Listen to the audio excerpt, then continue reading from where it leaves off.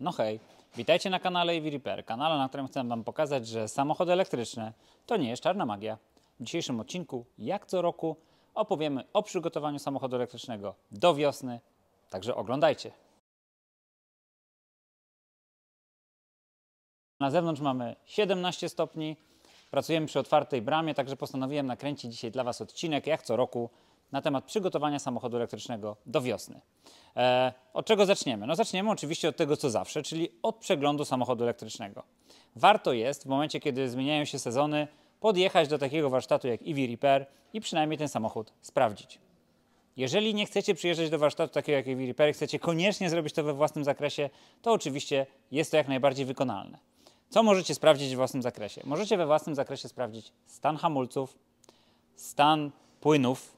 Oczywiście też, jeżeli macie takie możliwości, możecie sprawdzić stan zawieszenia. Natomiast podkreślam to dosyć mocno, że bez podnośnika kolumnowego, czy chociaż podnośnika takiego jak mamy tutaj nożycowego, będzie Wam bardzo ciężko to zawieszenie dobrze sprawdzić.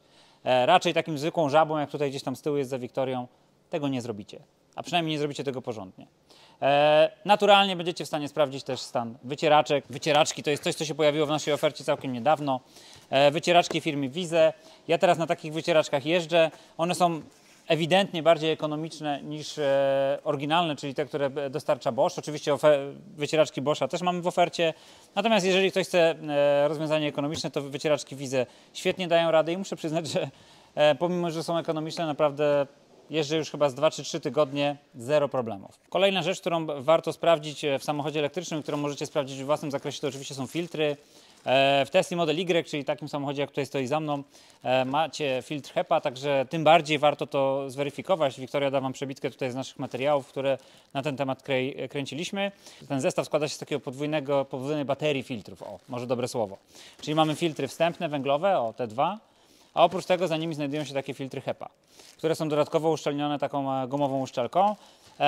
I te filtry powodują, że tak naprawdę do kabiny nie dostają się żadne zanieczyszczenia, ani też w większości przypadków nie powinny dostawać się zapachy. Ponadto jeszcze za tymi filtrami znajdują się 2 filtry kabinowe. To Wiktoria Wam też tutaj pokaże przebitkę. Na pewno ten zestaw, szczególnie jeżeli mieszkacie w jakimś dużym mieście, warto jest raz do roku sprawdzić. Myślę, że tak naprawdę co 2 lata wypadałoby ten zestaw wymienić. Jeżeli dysponujecie tym podnośnikiem, o którym rozmawialiśmy, lub nawet jeżeli nie dysponujecie, bo też jesteście w sumie to w miarę w stanie sprawdzić, tutaj mnie Żenia, który obok pracuje, upomniał, sprawdzenie organoleptyczne, to o czym wielokrotnie mówiłem, czyli jeżeli jesteście w stanie we własnym zakresie wyjąć wannę tutaj ze środka lub spojrzeć na samochód spod spodu, czyli zdjąć osłony, być może Wiktoria znajdzie dla Was tutaj też odpowiednie przebitki, sprawdzacie organoleptycznie, czy nie ma jakichś wycieków, czy nie ma jakiejś korozji na złączach wysokiego napięcia, czy na wszystkich na przykład uziemieniach. Także na to należy zwrócić uwagę i to też sprawdzajcie, szczególnie jeżeli macie możliwość skorzystać z podnośnika lub macie jakiś zaprzyjaźniony warsztat, który Wam na to pozwoli lub po prostu tą czynność za Was wykona. I przypominam, że w sieci EV Repair taki przegląd kosztuje zaledwie 300 zł plus ewentualne koszty materiałów.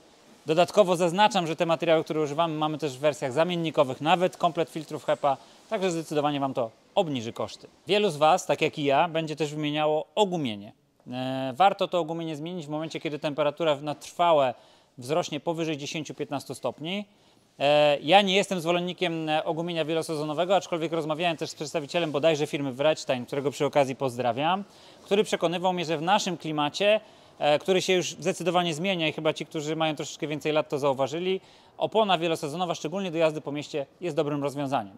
Więc znowu, to jest kwestia jakby Waszego wyboru, natomiast jeżeli zmieniacie opony, to oczywiście zmieniacie je przed wiosną i przy okazji, jeżeli zmieniacie ogumienie, to prośba, żebyście zwrócili uwagę na to, jak zostały zużyte stare opony. Znowu poprosiłbym Wiktorię tu jakieś przebitki, bo wielokrotnie właśnie dzięki ogumieniu byliśmy w stanie sprawdzić, czy są kłopoty ze zbieżnością w samochodzie, czy nie. Jeżeli macie kłopot ze zbieżnością, to stare opony idą do wyrzucenia, jeżeli są starte, zakładacie nowe i na tych nowych oponach ustawiacie zbieżność. Podkreślam to bardzo mocno, bo na to też wskazuje nasza praktyka. Nie ustawiamy zbieżności czy geometrii zawieszenia na zniszczonych oponach, bo po prostu później jak założycie dobre opony, to znowu wystąpi jakiś problem, samochód na przykład będzie skręcał. Zdjąłem osłonę. Taka osłona też znajduje się w Tesla Model 3, natomiast ona jest mniejsza i w Teslach Model 3 starszej generacji do 2021 roku mamy dużo lepszy ogląd na to, co się dzieje w środku. Niestety w Tesla Model Y dostęp do niektórych jakby rewizji blokuje nam tutaj ten zestaw filtra HEPA, także musimy go zdemontować, żeby dowiedzieć się na przykład, jak wygląda ciecz chłodząca. Natomiast tutaj możemy sprawdzić stan płynu hamulcowego. Niestety do płynu chłodniczego tutaj się raczej nie dostaniemy, także musimy ten zestaw filtra HEPA zdemontować, żeby to zobaczyć. Ja ogólnie sugeruję dla tych, którzy są trochę bardziej zaawansowani lub po prostu lubią majsterkować, żeby zdemontować całą wannę. Nie jest nic trudnego, to jest zaledwie parę śrub, a wtedy uzyskacie też jakby optyczną wizję tego wszystkiego, co dzieje się tam w środku, także złącza też klimatyzacji. Klimatyzacja i chłodzenie w ogóle w samochodzie elektrycznym, jak doskonale wiecie i wiele razy powtarzałem, to jest bardzo istotne, szczególnie wtedy, kiedy temperatury nam zaczynają rosnąć i trzeba odbierać ciepło z baterii. Wtedy, kiedy środowisko na zewnątrz już jest dosyć ciepłe. I do tego służy nam oczywiście olej w silniku. Z oleju w silniku poprzez różnego rodzaju wymienniki ciepła odbiera tą temperaturę ciecz chłodząca, która przebiega praktycznie przez cały samochód. Ten system jest bardzo skomplikowany. Chłodzi nam wszystkie krytyczne elementy, silniki, inwertery, konwertery, baterie, wszystko co tu się znajduje po drodze jest w ten sposób chłodzone i z kolei od płynu chłodzącego w momencie, kiedy temperatura jest duża i krytyczna, temperaturę odbiera układ klimatyzacji. A od układu klimatyzacji jakby wentylacja powietrzna. Także trzeba też zadbać o to. Jeżeli to ściągniecie, będziecie mogli to zobaczyć. Tutaj mamy wlot powietrza i za tym wlotem powietrza znajdują się żaluzje. I tam też lubi się zbierać czasami trochę liści, trochę jakiegoś innego typu zanieczyszczeń. Warto to zobaczyć, warto to gdzieś tam wybrać ręką, bo to pozwoli temu systemowi po prostu oddychać. Szczególnie w takich sytuacjach, kiedy mamy zbliżającą się wiosnę, a już w lecie będzie naprawdę dużo trudniej i samochód, który będzie się przegrzewał, będzie nam po prostu stwarzał kłopoty. Ja ze sobą wożę jeszcze płyn zimowy. Oczywiście i na szczęście w momencie, kiedy przechodzimy z okresu zimowego na letni, nie musimy się spieszyć z zmianą płynu, z tego względu, że tutaj nie będziemy mieli problemu z zamarzaniem. Natomiast przypominam, w drugą stronę, jeżeli przechodzimy z okresu letniego czy tam jesiennego na zimowe i temperatury stają się ujemne, dobrze pamiętać, żeby to zmienić, bo nawet nam udało się zamrozić płyn do spryskiwaczy w jednym z naszych samochodów i musieliśmy go specjalnie odmrażać. Jeszcze jedna rzecz, o której zapomniałem powiedzieć na samym początku materiału, zanim weźmiecie samochód na podnośnik, a tak naprawdę też po okresie zimowym, warto samochód dobrze opłukać. Wszystkie te elementy zawieszenia, wszystkie łączenia, wszystko to, gdzie macie dostęp bez oczywiście przesady i bez zbędnego polewania elementów elektrycznych czy elektronicznych, należy samochód opłukać z tej soli drogowej, która tam się gromadzi, bo ona przyspiesza korozję i degradację naszego samochodu. Szczególnie jeżeli samochód był trzymany pod chmurką, samochód jeździł dużo w dalekie trasy w zimie, naprawdę warto go po tym okresie bardzo dobrze przepłukać, a przy okazji później fajnie się taki samochód przegląda na podnośniku, jeżeli jest on w miarę dobrze wyczyszczony. Kolejna rzecz, której akurat Wy nie jesteście w stanie sprawdzić, natomiast warto na to zwrócić uwagę i jeżeli samochód przekracza pewne przebiegi, myślę, że tutaj mówimy o 80 tysiącach i więcej kilometrów, wtedy kiedy Wasz samochód już jest po gwarancji, warto wymienić olej przekładniowy w tych silnikach. Czy w przednim i w tylnym, czy tylko w tylnym, w zależności oczywiście jaką macie konfigurację i jaki macie samochód. Nawet w tych Teslach już Model Y takie przebiegi są absolutnie możliwe. Dzisiaj mieliśmy klienta, przy okazji pozdrawiam, który miał dokładnie w tym samym wieku Tesla jak moja, czyli z końca 23 roku, która już miała 130 tysięcy przebiegu. Także warto na wszelki wypadek ten olej w przekładniach wymienić, bo to potrafi przedłużyć żywotność silnika zdecydowanie i na pewno używanie starego oleju, który ma w sobie elementy zużycia, no nie jest zbyt korzystne po takim okresie. Kolejna rzecz, którą niektórzy robią lub nie robią, w zależności od tego, jakie mają przyzwyczajenia.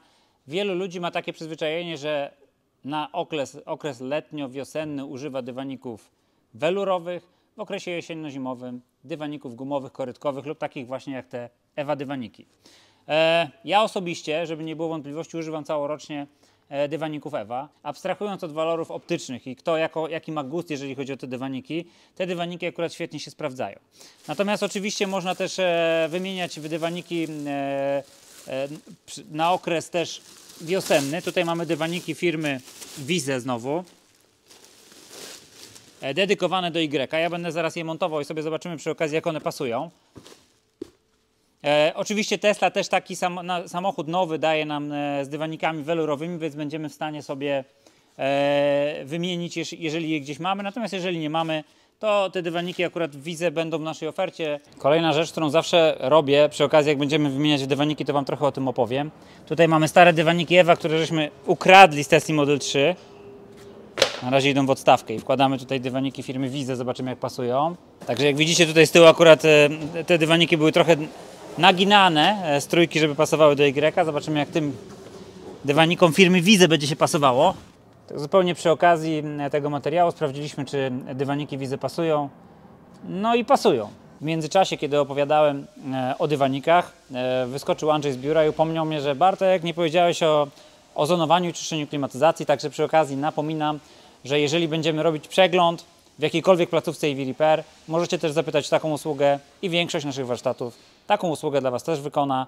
Na koniec przypomnę tylko, że oczywiście usługa przeglądu w sieci EV Repair to jest tylko 300 zł brutto, więc może niekoniecznie warto robić to wszystko samemu, ale to już jest kwestia Waszej decyzji, Waszej determinacji i chęci do działania. My pozostajemy do Waszej dyspozycji, dysponujemy też oczywiście szerokim portfolio części zamiennych, akcesoriów i materiałów eksploatacyjnych. Jeżeli chcecie zrobić to sami, to możecie też te rzeczy u nas zakupić. Dziękuję Wam bardzo za lajkowanie, subskrybowanie, oglądanie i serdecznie zapraszam do dalszego wspierania naszego kanału, korzystania z naszych usług. Trzymajcie się, cześć!